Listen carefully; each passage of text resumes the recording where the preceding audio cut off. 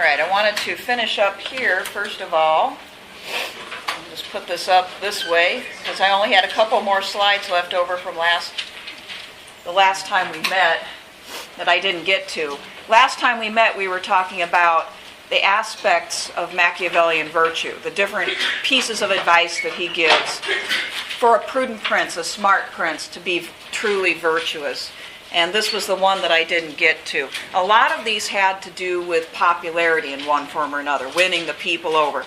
This one is about how to manage the people around you, because Machiavelli understands that advisors are necessary. You can't know everything and in every detail yourself, or you can't find that out for yourself. So you need good people around you. But of course, it's a two-way street, or I should say maybe a double-edged sword, because if you have smart people around you who do know a lot and can give you good advice about any particular situation, they also have a certain amount of control over you, okay? Because you're dependent upon them, you're relying upon them. In fact, the smarter they are, the more control they can have. And so this part of the prince deals with how do you handle that? How do you balance that? You need them, but you need to avoid being controlled by them. And he says one of the ways in which advisors can get a hold of you and manipulate you is through basically flattering you or telling you what you want to hear, okay? Or making you feel as though you're very smart if you agree with them, all right? So, in other words, playing mind games with the person that they work for, they may be able to sort of treat the prince like their puppet, right? And this isn't a problem, obviously, just for princes back in the Renaissance, but for any leader, political leader or business leader. Leaders have to have people that help them, and they can either work for the leader or they can manipulate the leader. And there's many a boss and many a political leader who basically becomes the creature of those who work for him. Okay? Sometimes that's just laziness too. Okay? A person who is lazy and who does not want to really truly evaluate the people around them and doesn't want to do their particular part of the job can quickly become a slave to the people who work for them and who give them information and advice. He deals with this specifically in chapter 23 of The Prince, which is entitled How Sycophants Are to Be Avoided. A sycophant is somebody who flatters you, tells you what you want to hear, kind of kisses up to you, and in exchange expects you to do what they want. Okay? It's another term for flatterer. And I'll just put this up here on the screen for a second. Very good advice that shows you that Machiavelli is a real student of human nature.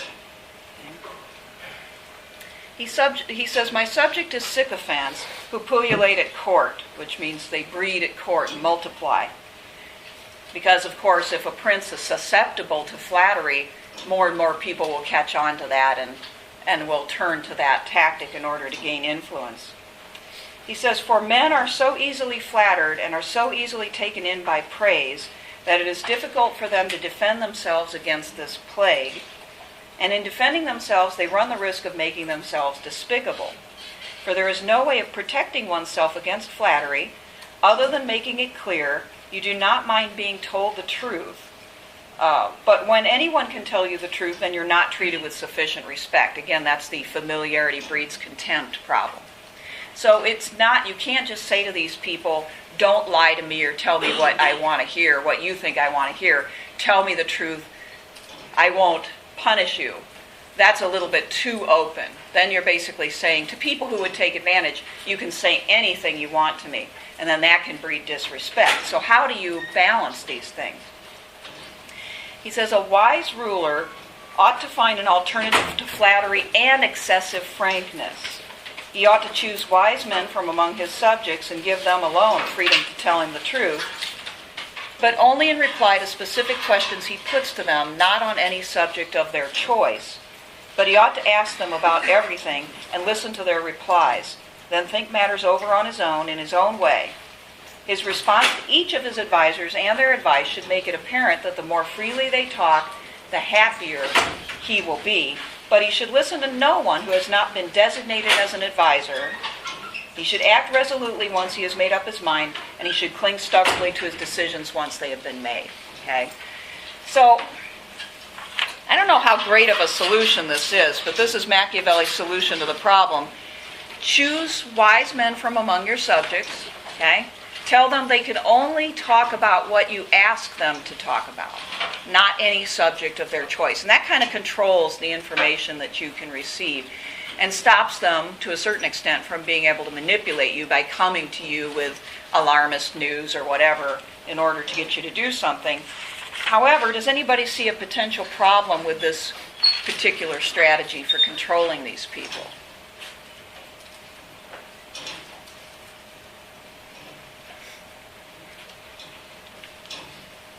If you're in this position or some other leadership position and you have 5 people that you've chosen to advise you, and you say, you can tell me anything, but only if I ask the specific question first. Then you can be honest. Okay. Do you see a problem with that potentially for the leader as far as what kind of information he gets? Yeah. You wouldn't know the right questions to ask.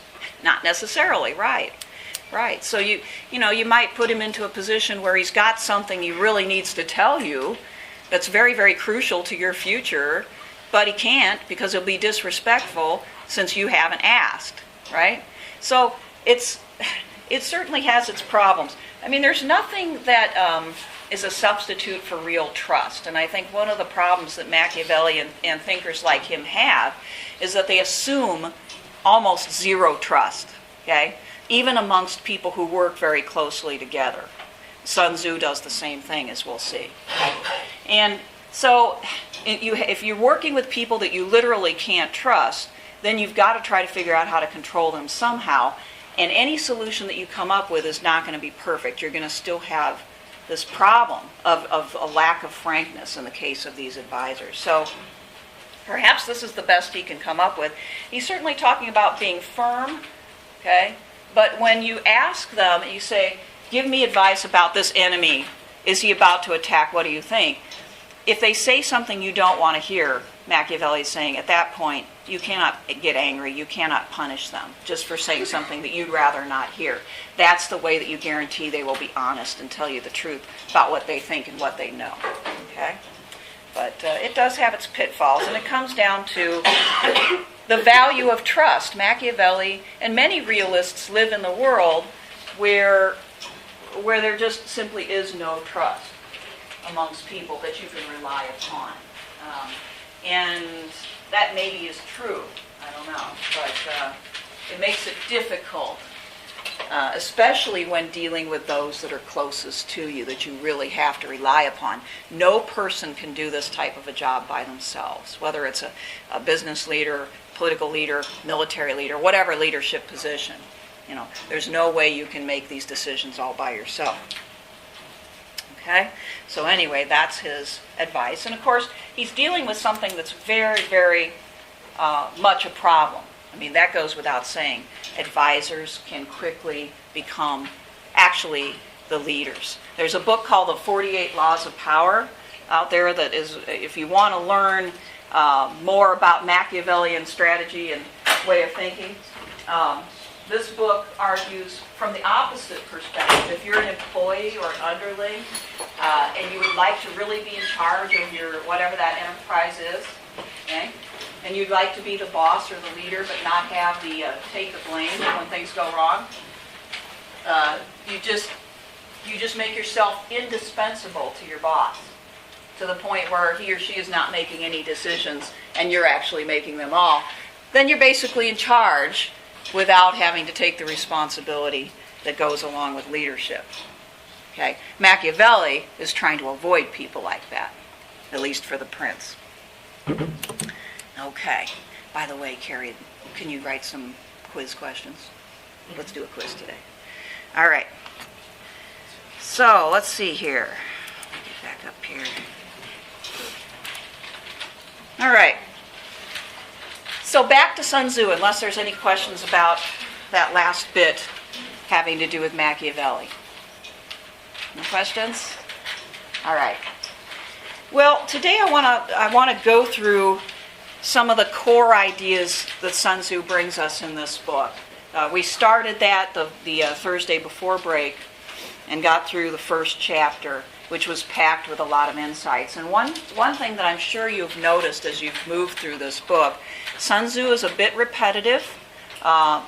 Sometimes the titles of the chapters don't really seem to match up with the content, and that's because it's an ancient work that may not actually have been written the way we now have it, okay, but may have gone through a lot of different permutations and been rediscovered, put together in different ways. So the sayings and insights in this book may not have been put together in the pattern that they are in now by somebody named Sun Tzu, okay? So we find chapters with a title that says one thing, and then there's a lot of content underneath that chapter that doesn't necessarily go along with the title, okay?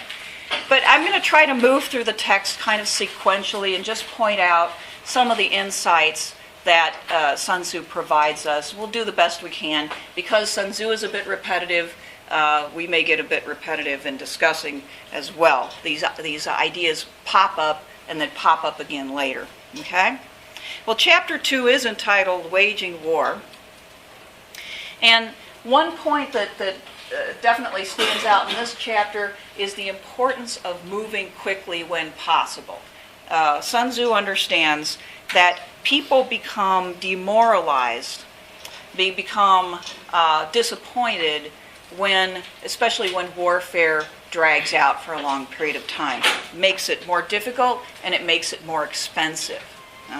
So on pages 44 and 45, Sun Tzu illustrates that he understands very well money and morale, and that the two things go together. Okay? Morale, he says, is improved by being able to move quickly. Okay? Does everybody understand why?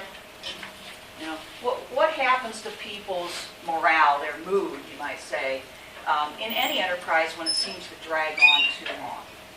What kind of thoughts come into people's heads? Yeah. People get tired. Mm-hmm. The same old work day in, day out. Yep, it starts to seem like drudgery. They wonder what's the point, when's the end of it. Mm-hmm. They're less likely to obey orders from their commanders. Right, disrespect starts to breed. Exactly, right. So, because they begin to question, they have time to question and doubt and think about the faults of their leader and of the whole plan. Mm-hmm. Yeah. I was going to say, when it's new, it's something exciting and as it drags on. Mm-hmm. It's Yeah. good. Well, this is human nature, isn't it? You know, the longer that you give people to think about something, the more negative they will become about it, right? And that's regardless of whether we're talking about the troops or the people back at home who you want to support this enterprise, okay? Sun Tzu refers to both the troops and the people who support them with their money, with their supplies and so forth. The longer that you give people to wait, the more they ask questions, the more they have doubts, the more disappointed they get. And you're right, boredom on the part of the troops sets in. If you just let them, if you're having them sit there a lot, there's only so many exercises they can do, there's only so many times they can go over what it is they're going to do, all right? And he does point out that finances are also helped by moving quickly, because the longer that you sit in a siege or just wait, you're having to feed and supply your troops the entire time. And the people back home are going to see that too, that they're paying for what, okay? So morale and finances are tied together. Okay? And he points out again about the people back home, a lengthy operation, okay, will impoverish them, and they know it, because they keep having to pay to keep that army in the field. Okay?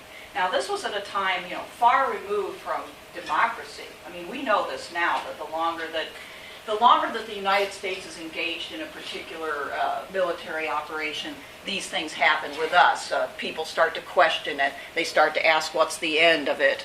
What's the purpose of it? And how much is it going to cost us? And they begin to feel that cost more and more and more. So we definitely know that in our own situation, this holds true. But look, we're talking about ancient China, dynastic powers, okay? And Sun Tzu is still saying the people are important enough that you have to consider what kind of mood will they get into if they begin to realize how much they're paying and how much they're suffering, and how prolonged this is going to be. So it's an insight that's somewhat similar to Machiavelli's view about the people. He lives during a time when princes ruled, right? A pretty similar situation. Neither one of them had anything like democracy, but Machiavelli also knows it's important to keep the people satisfied, thinking forward, not back, not thinking about the past or questioning decisions and so forth. Sometimes you have to wait. Remember the video featured a scholar, a Chinese scholar, who said, time is free. And this is one of Sun Tzu's insights. So sometimes you have to wait. But you don't have to wait with your army in the field. Okay? You can wait until the situation and the time is right to deploy that army. Okay? So waiting can be done in a less expensive way. All right. Another insight here is that when you capture soldiers, and this has to do with mood and morale as well, when you capture the enemy soldiers, you should treat them kindly, he says. Okay? Now remember Machiavelli's notion of cruelty well used. Right? That you should never use cruelty because you're enraged or out of revenge or just because you don't like somebody. All right? Which is only too natural for people to do, but you should only use it if it suits your purposes. Well, we find Sun Tzu here making a similar type of recommendation. You may be very angry at the enemy, you may despise them, all right? But it may pay more, it may benefit you more, and in fact, he thinks it does, to treat them kindly when you capture them, okay? Now, he says this is called using the conquered foe to augment one's own strength. What do you think he means by that? Why would treating soldiers kindly when you capture them be augmenting your own strength? Yeah.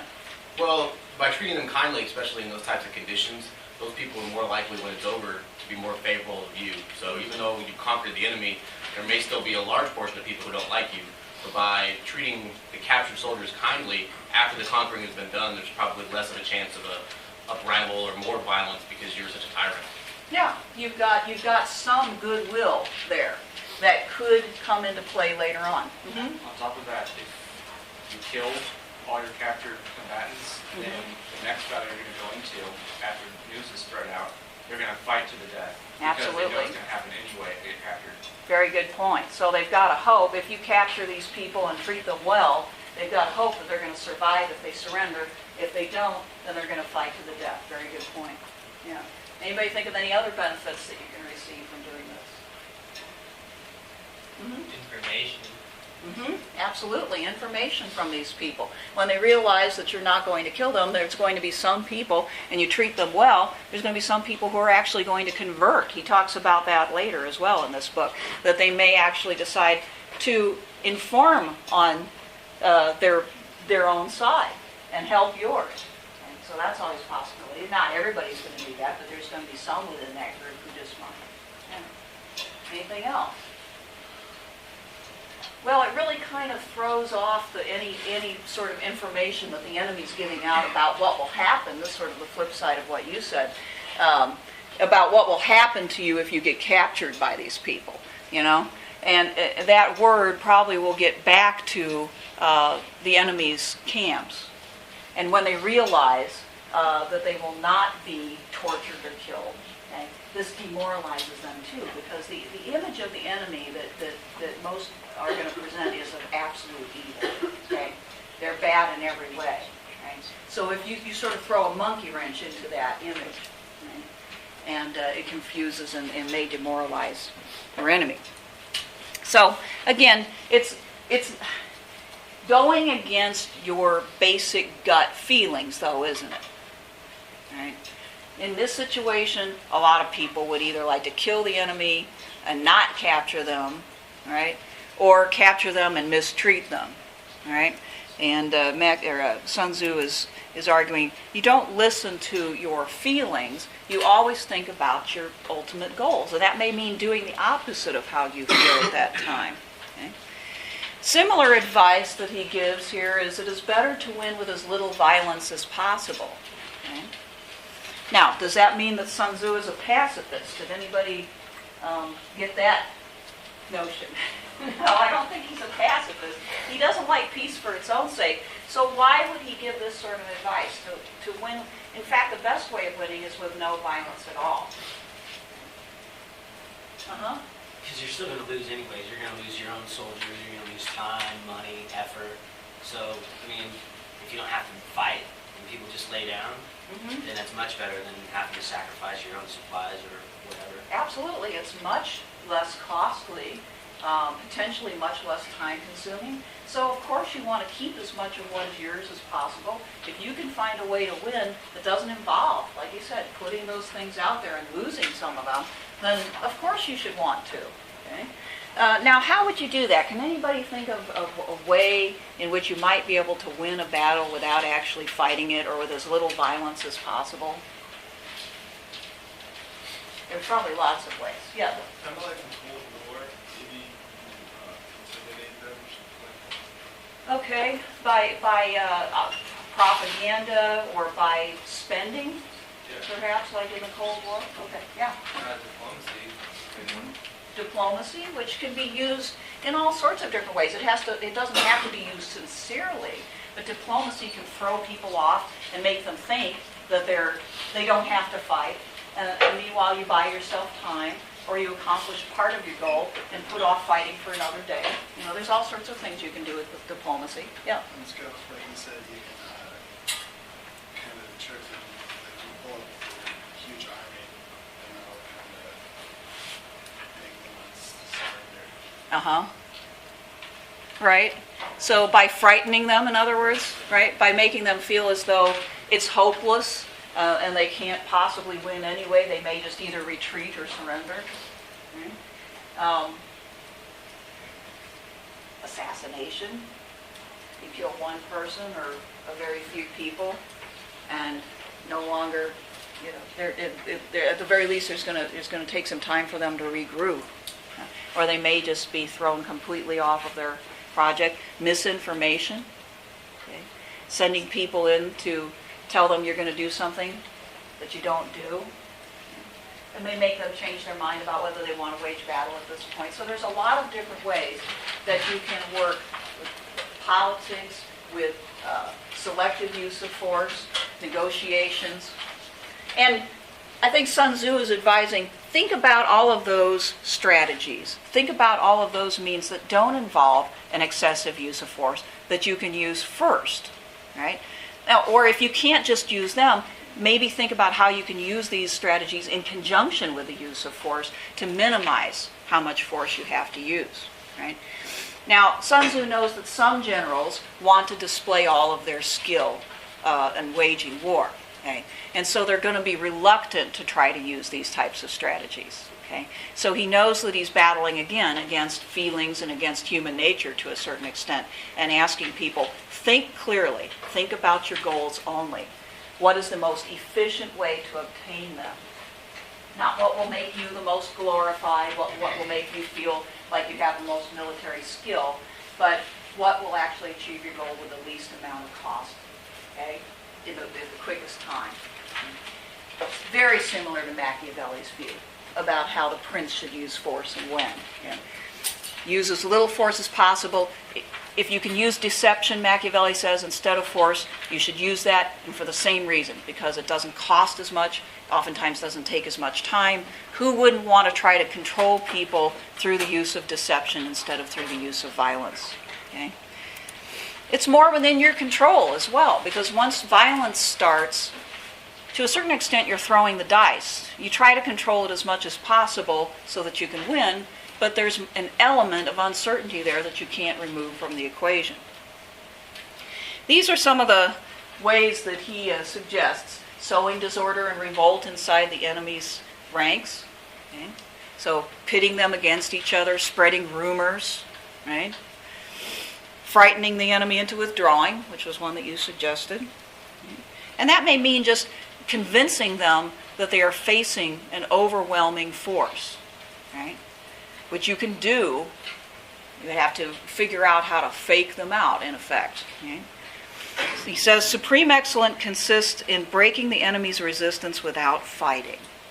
Right? So think about that, in not just in military matters, but in politics. Okay?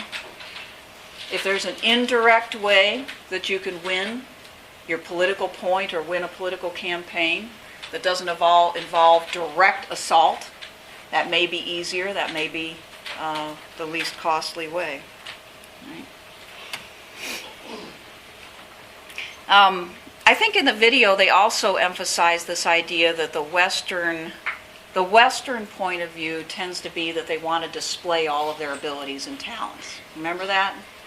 And when somebody asks Western business people questions, they always want to tell them everything because it shows how much they know, okay? And it makes them feel good about themselves. Whereas supposedly the Eastern way is to say no more than you absolutely have to have enough self-control to be able to resist the temptation to display and to brag and to tell people everything he knows. So whether it's Western or Eastern, I don't know. Machiavelli is a Western thinker. But it requires a great deal of self-control. And both Machiavelli and Sun Tzu know a lot of people don't have that self-control. And their ego, their pride, is the main thing that gets in the way. You know, like the general that wants to show just how skillful he is in battle. Okay. Sun Tzu says, this is a paraphrase, know the enemy and know yourself and you will win 100 battles. This appears on page 51, and the way it's put here is if you know your enemy and know yourself, you need not fear the result of 100 battles. If you know yourself but not the enemy, for every victory gained, you will also suffer a defeat. If you know neither the enemy nor yourself, you will succumb in every battle. Okay? How would you not at least know yourself? What does knowing yourself mean, you think? Says Sun Tzu. Your strengths and weaknesses. Okay. Knowing both your strengths and weaknesses. Why wouldn't a general or a leader obviously know his strengths and weaknesses?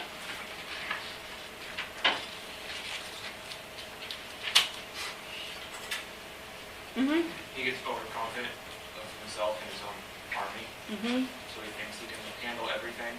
Right. People engage in wishful thinking. They engage in thinking of only the best possible outcome and not the worst. They tend to not want to think anything is wrong with themselves. So again, it's about pride. It's about ego.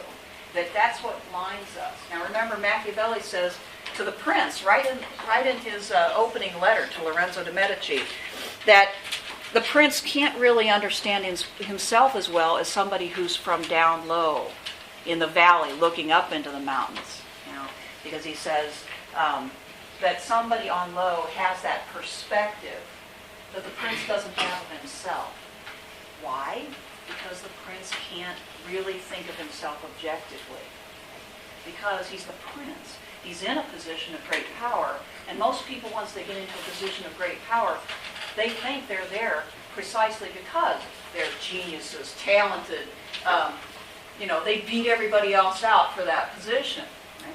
So they assume that they know a great deal and that people around them don't know very much, and that they can solve just about any problem. This is just basic human nature. Okay? So to know yourself actually requires quite a bit of work, especially if you're in a position of power. You have to overcome that basic arrogance that's so much a part of that whole experience. You have to actually admit to yourself you don't know everything. And some of those weaknesses may have to do with your personality.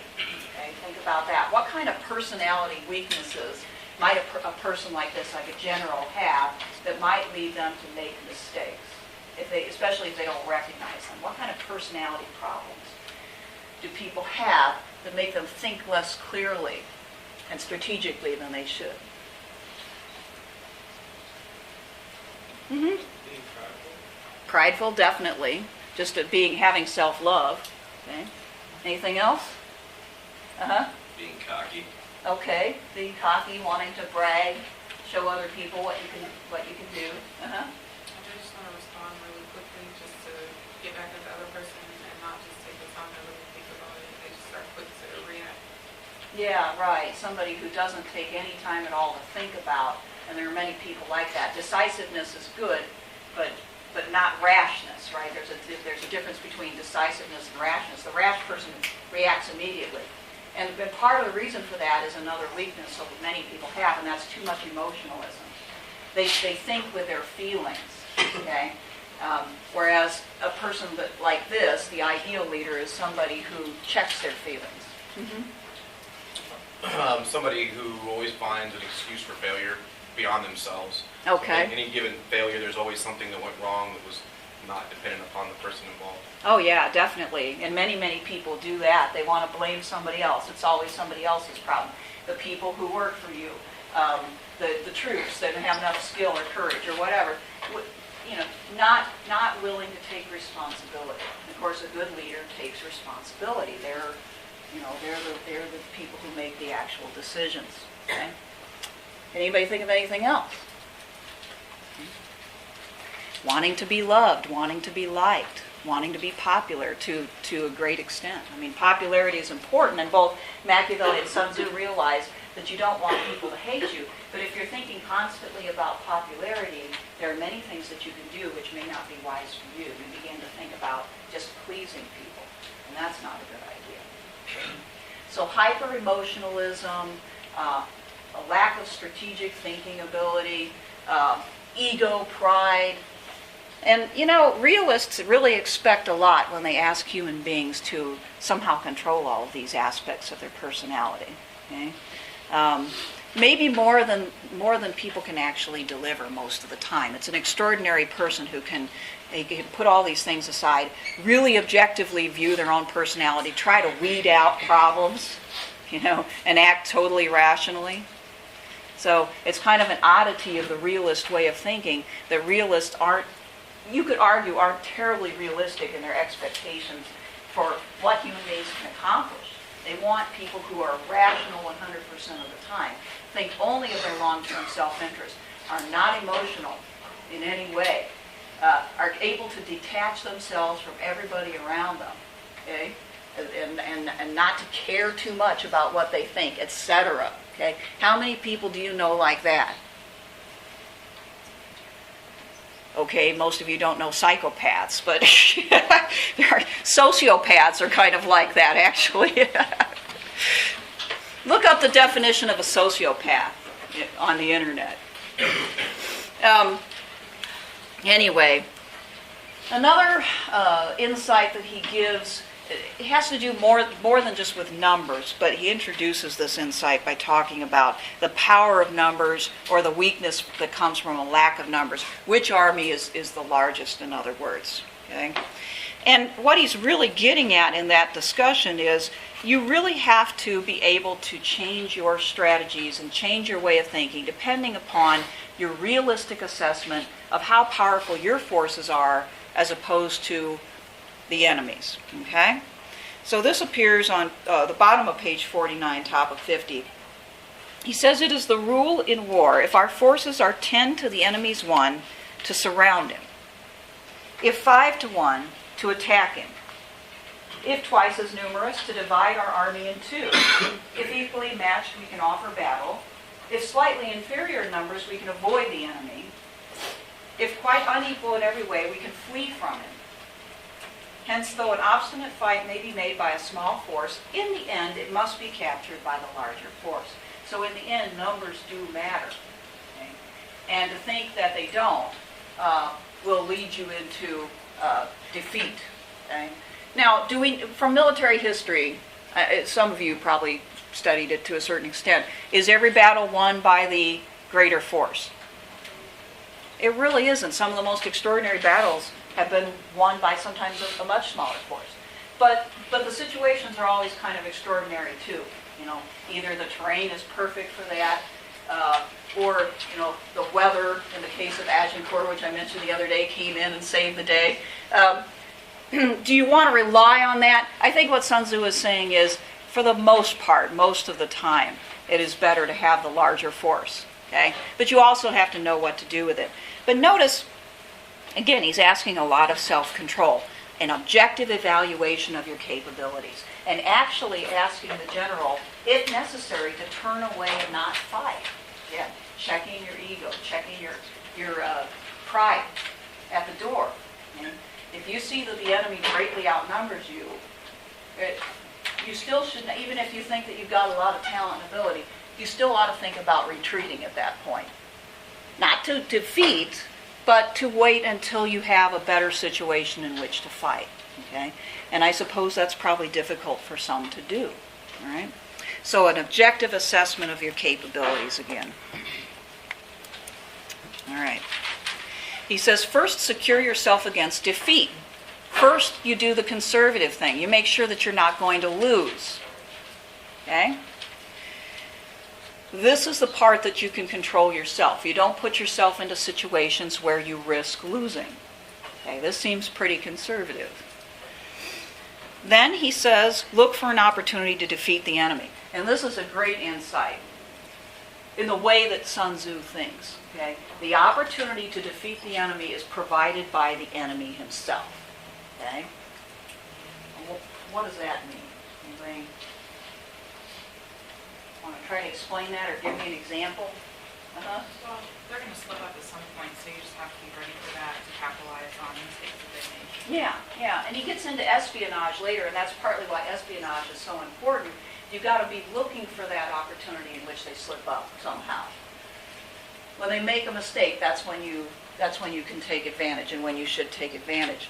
Until then, you always risk. If you attack when the enemy is at his height, the height of his strength, the height of his capability, you've got less of a chance to win.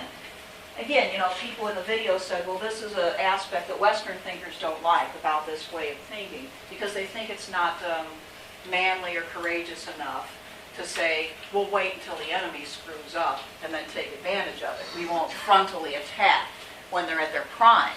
Isn't the best and most courageous thing to do to fight the enemy on equal terms? Okay? Sun Tzu never advises fighting the enemy on equal terms. Okay? That's just stupid in his view. You want to wait until you've got more of a chance to win. So you wait until they make some sort of strategic mistake or tactical mistake, or you wait until disease is running rampant in their camps, or they're beginning to disagree with each other and fight amongst each other. You wait until there's some weakness there, and then that's when you can see your opportunity. Okay? All right. So I don't know what you think about whether that's admirable or not, but this is where realists really kind of press us. And the old Western chivalric view of, you have to meet the enemy square on. The weaponry, the numbers have to be completely equal, and then the decision comes down to which one really has the most military skill, whether in individual combat or in regular military combat.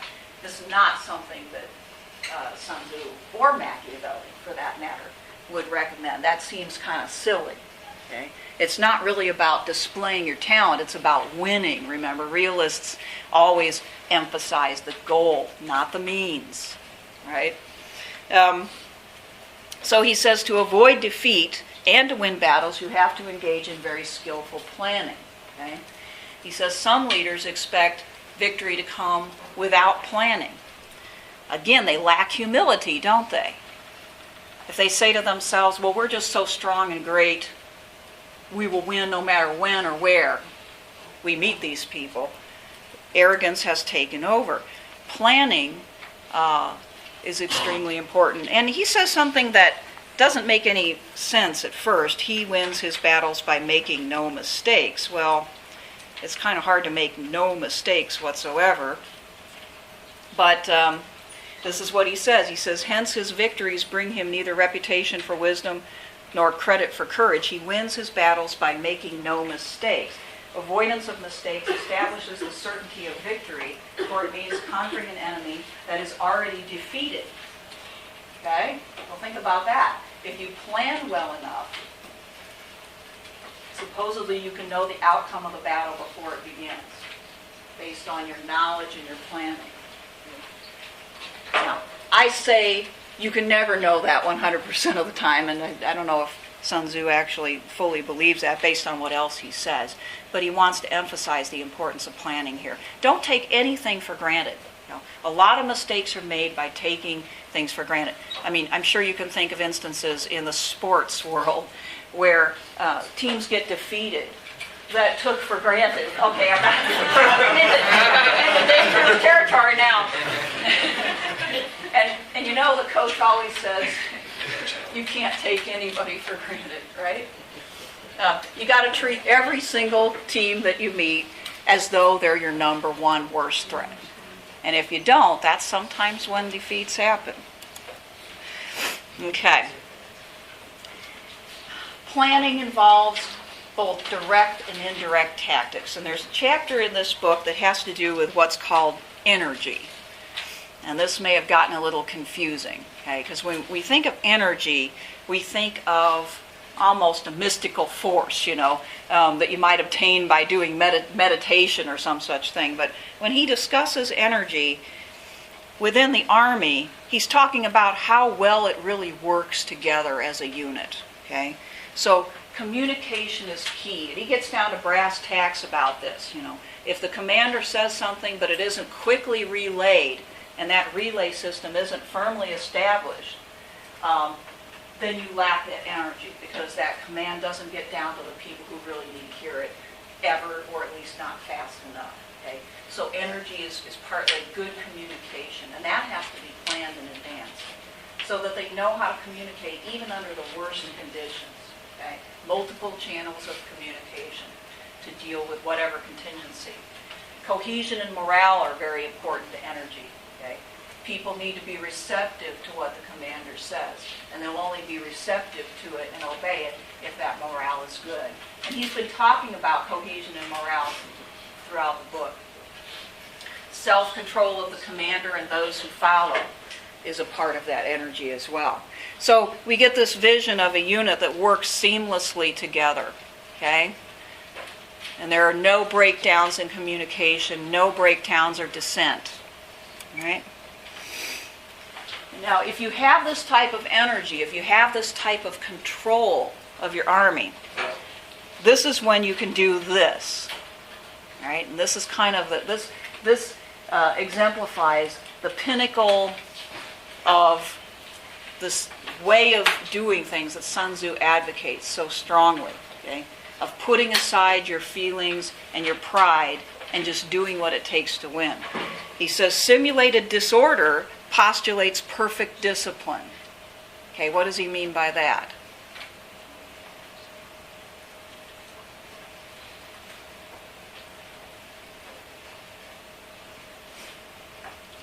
What would simulated disorder be? Yeah. Well, if you're so well organized that you can not only execute what you're doing, but execute it in a complex way, which is deceptive, then that's really like a good example of ultimate control. Yeah, you have so much control over your army that they can understand the need to do things that are deceptive to the enemy, right? So that may even involve feigning disorder, may involve feigning weakness, feigning fights within the troops or illness or whatever it takes in order to get the enemy to think that you're vulnerable at a given time when you really want to fight, okay? You have to have a lot of control over your people to be able to achieve that. It's one thing to get them to move when you want them to move. It's another thing, as you say, to get them to adhere to a rather complex plan that will fool the enemy into thinking they're vulnerable, okay? So that's what he's talking about there. And it also asks, again, for the general to not care what the enemy thinks about his capabilities. He wants them to think that he's weak, his troops are not ready to fight, so that he can draw them in to where he wants them to be. Okay? Simulated fear postulates courage. Okay? The most courageous troops, the most courageous general, is the one who can make the enemy believe they are afraid. Again, for the same purpose, to draw them in, to fool them, to throw them off, so that you can have them where you want them to be. Simulated weakness postulates strength. Okay? Now think about this in just everyday life. Have you ever encountered this type of strategy in everyday life with individuals? who fake being weak, but in order to achieve an end that they want. Okay. So, yeah, some of you are nodding your head. Yeah, I can think of a few. Or fake not knowing or being ignorant in order to obtain help. Okay? People use emotion in order to get other people to help them. Right? So this is not out of the range of our imagination, but he's trying to apply this rather psychological strategy to the battlefield, and that takes a lot more effort and a lot more ability than it does for an individual to manipulate another person on this basis. Okay? But that's the Sun Tzu world, you know. So the next time somebody calls you up and says, I've been sick for a week and I need notes because I have no idea what's going on in class, you might want to feel less sorry for them because they may actually just be trying to obtain some sympathy from you so they can get the help that they need. All right. We'll move over here. All right. Sun Tzu says always take the initiative when you can. Okay? It is always better to move first than to wait for your opponent's move. Okay? Because you always want your opponent under your control, not the other way around. You don't want to be reactive. Now sometimes you have to be, okay? But that certainly shouldn't be your objective. And you should never wait so long that you have to just react, because then you are doing what the enemy wants. Okay? So you think ahead and you take the initiative and you act first. That throws them off, hopefully, throws them off balance. He also advises the use of secrecy and subtlety. And I just wanted to point out where he does that. That appears on page 59 and 60. There's a whole section here, subtlety and secrecy. And he calls it the divine art, O divine art of subtlety and secrecy. Through you we learn to be invisible, through you inaudible, and hence hold the enemy's fate in our hands. Okay? So taking the initiative doesn't necessarily mean to use force first. Okay? Not at all. But it means to act first, and that very well may include tactics that are very secret. Okay? Such as sending in spies first to find out what the enemy is thinking. Right?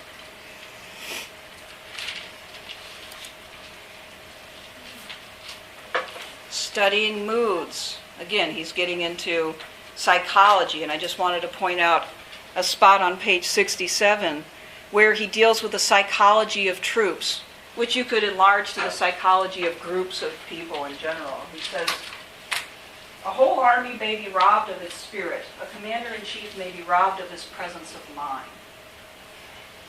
Now, a soldier's spirit is keenest in the morning.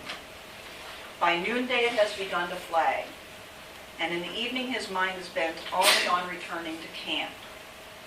A clever general, therefore, avoids an army when its spirit is keen, but attacks it when it is sluggish and inclined to retreat. This is the art of studying moods. Okay? So there's a lot of the study of human psychology here, and group think and group behavior. Again, and this is some of this chapter is repetitive, but I want to point out sections that go along with things that he's said already. Make sure you understand your own character well. And here's a great section on the bottom of 70 that deals with the character of the leader. Okay? He says there are 5 dangerous faults which may affect a general. Okay?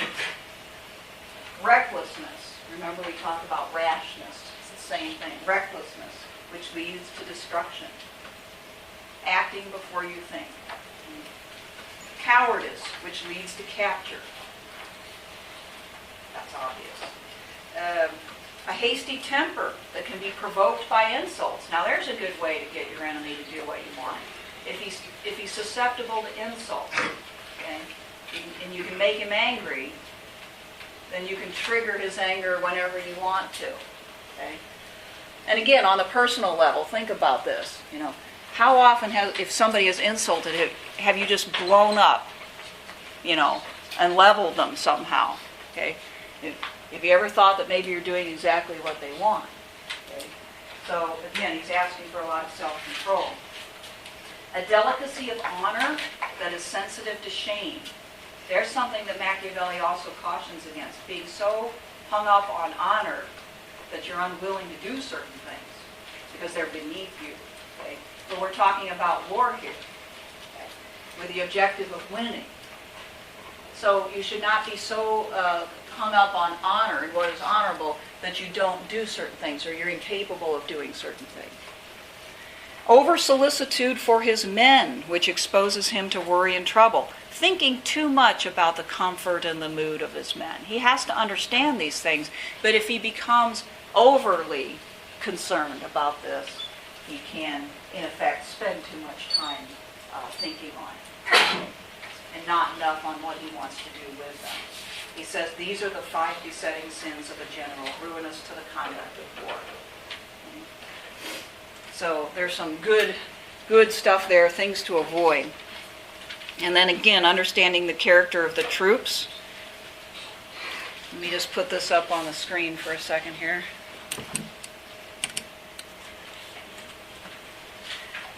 This has to do with the familiarity breeds contempt problem again. This is on 76. If soldiers are punished before they have grown attached to you, they will not prove submissive.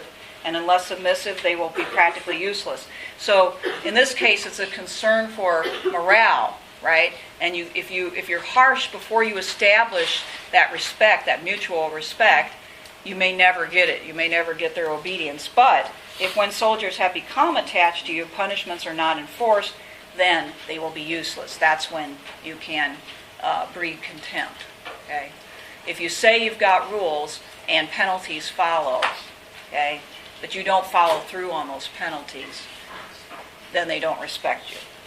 Therefore, soldiers must be treated in the first instance with humanity, but kept under control by iron discipline. This is one of the certain roads to victory.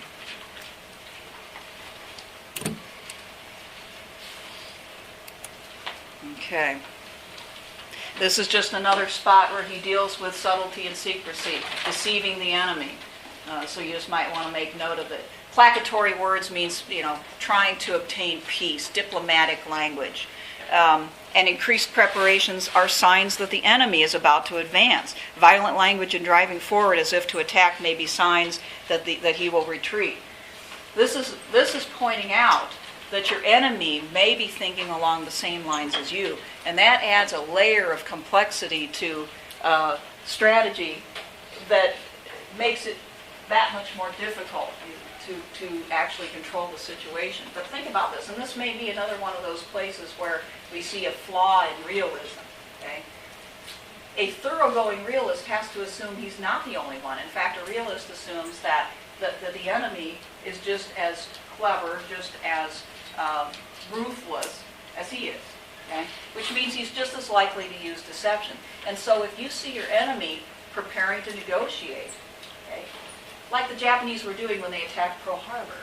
Okay? The Americans didn't think, gosh, we're about to be attacked. Okay? But if they were thinking like Sun Tzu, perhaps they would have been checking a little bit more closely. Okay? So if we see the enemy driving forward, he may very well be attacking, but he may very well be trying to deceive us too into retreating. Okay? And thinking that he's more powerful than he is. So, I don't know. This gets into the multiple layers of deception that make it very difficult for anybody to figure out what's really going on. And this is maybe a benefit, but also a drawback to thinking this way. But unfortunately, sometimes it's true. Right? All right. I say this about chapter, the 9 situations, which is chapter 11, the second to the last chapter in this book. Much of the advice in this chapter is repetitive, okay? So I didn't want to go into all of it again. But there is one thing here that I wanted to point out, and that is he says that the skillful general uses secrecy even with his own officers, okay? Again, the realist mentality poses some problems when dealing with your own people, much as Machiavelli has a problem when he deals with advisors and not having any trust, has to figure out how to manipulate them. Sun Tzu, assuming that the people around the leader, the general, may not be 100% reliable, advises the general to use secrecy with his own officers. He says on page 87, it is the business of a general to be quiet and thus ensure secrecy, upright and just, and thus maintain order. He must be able to mystify his officers and men by false reports and appearances, and keep them in total ignorance. Okay? By altering his arrangements and changing his plans, he keeps the enemy without definite knowledge of his movements. Okay, that's one thing. At the critical moment, the leader of an army should act like one who has climbed up a height and then kicked away the ladder behind him. He carries his men deep into hostile territory before he shows his hand to them. All right? He burns his boats and breaks his cooking pots like a shepherd driving a flock of sheep. He drives his men this way and that, and none knows whither he is going. So his officers and his own men are kept in the dark as to his ultimate purpose and plan until they really need to know. Now, what's the benefit in this level of secrecy and mistrust? They left dependent on their leader and reassures that nothing leaks out to the enemy. Yeah, there's the problem of leaks and the problem that the enemy is also engaging in espionage. And if everybody knows your plans well ahead of time, there's a likelihood that your enemy's going to know them too. So that's one major reason. The overwhelming odds are that your hardest decision is probably going to be your most important. So by keeping people in the dark, they may not very well know that you're marching them into their death and making that tough decision that you can't make emotionally. So Absolutely. if they have all day to think about walking to their death, they probably wouldn't do it. But if they just show up and have to fight for their lives, they will. Right. Then you put them into a situation where they have no choice and they haven't had time to think about it.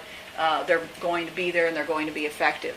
Right. So again, the longer that you give people to think, the more doubts they will have. All right. Now, obviously, there's drawbacks to this, especially secrecy with your own officers. Okay. Because when you're secret with your own officers, you cut off the lines of communication both ways in a lot of cases. Okay? If you're not straight with them, and they're going to understand that. That's not going to be a secret to them that you're not sharing with them your ultimate plans. They may be less forthright with you as well. And mistrust can develop and breed in that type of situation, and resentment, Especially people who are close to a leader want to feel as though they're necessary and needed and so forth. And if they feel as though they're being disregarded or lied to, I'm sure you can see how this could cause problems. Use of spies, obviously very important. The whole last chapter is devoted to spying. He says, don't be too cheap to use spies and informants. I suppose a lot of generals and leaders find this too costly. Right? But there's nothing more important.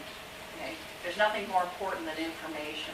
And with information, as you know, sometimes you can avoid waging war to begin with.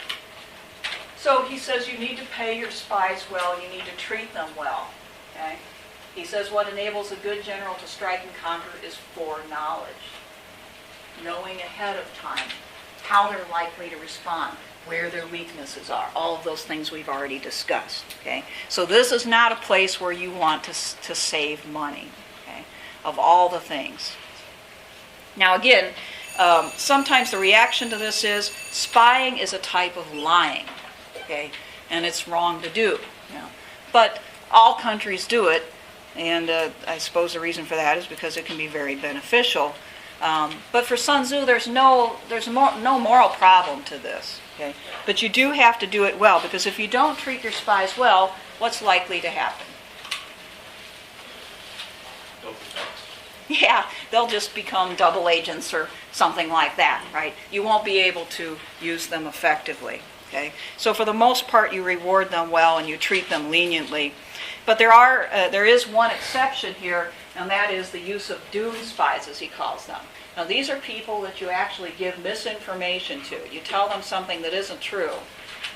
You send them over to the enemy so that they can, if they're captured, or you tell them to inform the enemy of this, okay? And then you turn around and do something else, which means those people, if they're captured and they've informed the enemy of something that's false, they're going to die, okay? But you're basically using human beings to send a lie to your enemy. Okay? And this is a case where there's no regard for the spies and their loyalty or, treating them well. They're a tool used at the disposal of the leader. And the flip side is the converted spy. We've already talked about that. When spies are captured from the enemy, you treat them well and you hope that they will be converted and then give you information. Okay. All right, so those are some of the insights I wanted to draw out from The Art of War.